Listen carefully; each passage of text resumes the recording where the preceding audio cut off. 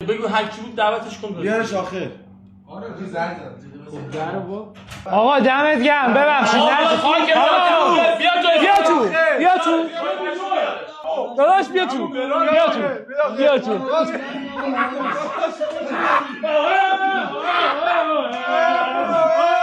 داداش خوبی؟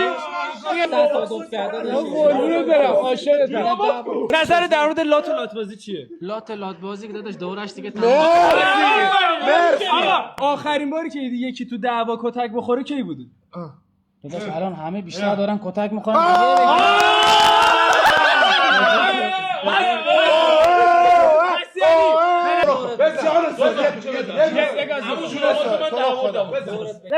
خودتو معرفی کن. کوچیکت علی هم حسین زاده.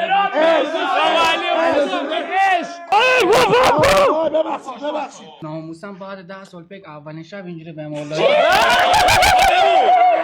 میمونی پیشمون به خدا دورتون بگردید بشم. مواظب خودت جانم جان پایین لابی زنگ میگه آقا پیک چرا نیومد.